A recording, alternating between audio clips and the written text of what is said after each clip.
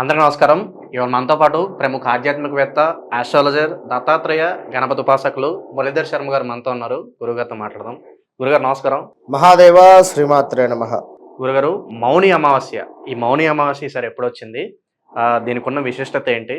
అలాగే కుంభమేళాకు ఈ మౌని అమావాస్యకు ఉన్న లింక్ ఏంటి గురుగారు? మరి కుంభమేళాకు వెళ్ళి ఎవరైతే స్నానం చేయలేని వారు ఉంటారో మరి ఆ పుణ్యం దక్కాలంటే మౌని అమావాస్య రోజు ఎలాంటి విధి విధానాలు పాటిస్తే బాగుంటుందంటారు? 144 సంవత్సరాల చరిత్ర కలిగినటువంటి ఈ యొక్క మహా కుంభమేళ, ఇది మామూలు కుంభమేళ కాదు. కుంభమేళ వేరు, పూర్ణ కుంభమేళ వేరు.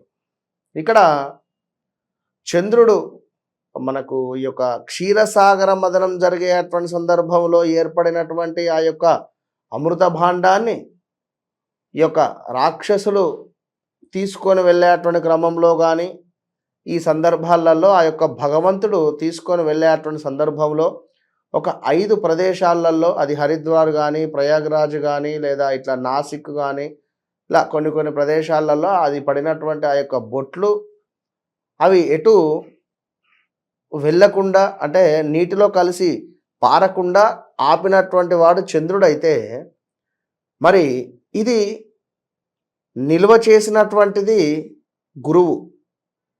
ఈ నిల్వ చేసినటువంటిది గురువు అయితే, ఆ నిల్వకు కావలసినటువంటి కలుషాన్ని క్రియేట్ చేసింది సూర్యభగవానుడైతే, మరి ఇంద్రుని యొక్క కోపాన్ని హరించినటువంటి వారు ఈ శనైశ్వరుడు.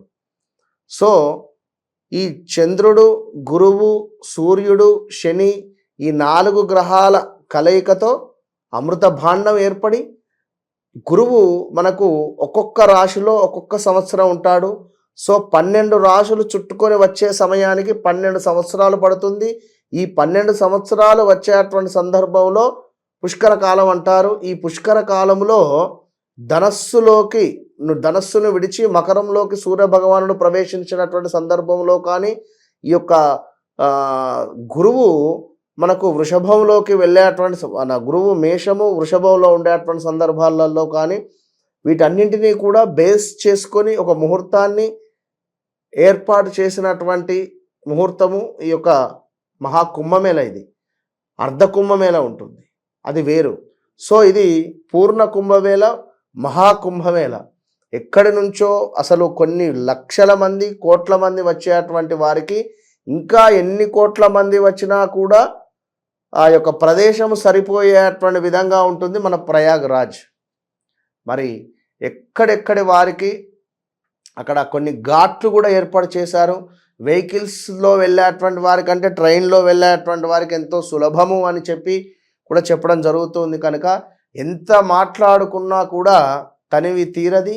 ఇది కనుక ఎంతో అద్భుతమైనటువంటిది. నాగసాధువులు స్నానం చేయడం కావచ్చును, అసలు మోస్ట్ పవర్ఫుల్. ఎవరికో ఏదో ప్రయోగం జరిగింది అని అనుకునేటువంటి వారు కానీ, మాకు ఎవరో చేతబడి చేశారు అని అనుకునేటువంటి వారు కానీ, ఈ ఏలినాటి శనితో బాధపడేటువంటి వారు కానీ, అష్టమ శనితో బాధపడేటువంటి వారు కానీ, అర్ధాష్టమ శనితో బాధపడేటువంటి వారు కానీ, ఇక్కడికి వెళ్ళి స్నానాన్ని ఆచరించడం వల్ల మీకు ఎవరైనా నేరుగా చేతబడి చేశారు అనేటువంటి డౌట్ ఉన్నా కూడా, మీరు ఇక్కడికి వెళ్ళి స్నానాన్ని ఆచరించినా కూడా ఈ మౌని అమావాస్య రోజు అద్భుతమైనటువంటి ఫలితం ఉంటుంది. ఎలాంటి చేతబడులు కానీ, ఎలాంటి గ్రహదోషాలు కానీ, ఎలాంటి ఇబ్బందికరమైనటువంటి సంఘటనలు కానీ, లేదా ప్రయోగాలు కానీ ఏవీ పనికిరావు. మీరు అక్కడికి వెళ్ళి స్నానం చేసి వచ్చినట్టయితే, స్నానం చేసి అక్కడ ఒక రోజు ఉండి ముక్తి పొంది మీ శరీరాన్ని మొత్తము కూడా రీఛార్జ్ చేసుకొని రండి. కంప్లీట్గా మన బాడీ రీఛార్జ్ చేసుకునేటువంటి సమయం ఇది, గ్రహించుకోండి. ఎన్ని పనులున్నా, ఎన్ని ఇబ్బందులున్నా ఒక్కసారి వెళ్ళి దర్శించుకొని రండి. ఇది మాత్రము సత్యము. మౌని అమావాస్య, చొల్లంగి అమావాస్య, సర్వేషాం అమావాస్య, ఇవన్నీ కూడా ఒకటే. ఇది మనకు పుష్యమాసము చివర ఉండేటువంటి అమావాస్య. సో ఈ అమావాస్యను తప్పకుండా ప్రయాగ్రాజ్లో వినియోగించుకునే ప్రయత్నం చేయండి.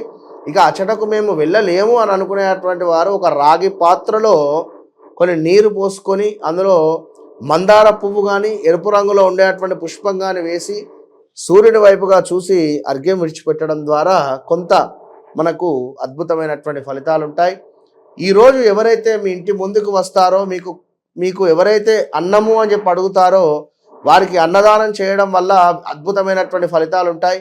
దీంతో పాటుగా జంతువులను కొట్టకుండా ఉండండి. ఈరోజు అంటే పిల్లులు కావచ్చును, కుక్కలు కావచ్చును, ఆవులు కావచ్చును, వాటికి ఆహారం పెట్టకుండా పర్వాలేదు, కానీ వాటిని మనసులో కూడా తిట్టుకోవద్దు, వాటిని చేతితో కూడా కొట్టవద్దు. దీని వలన తీవ్రమైనటువంటి దోషాలు ఏర్పడతాయి. మీ పితృదేవతలు ప్రీతి చెందేటువంటి రోజు ఈరోజు, ఈ యొక్క మౌని అమావాస్య రోజు కనుక ఈరోజు తప్పకుండా పెద్దలకు పిండ ప్రదానం కానీ లేదా పెద్దల పేరిట సాహిత్య దానం కానీ ఇవ్వడం వల్ల పెద్దలు ఎంతో అద్భుతమైనటువంటి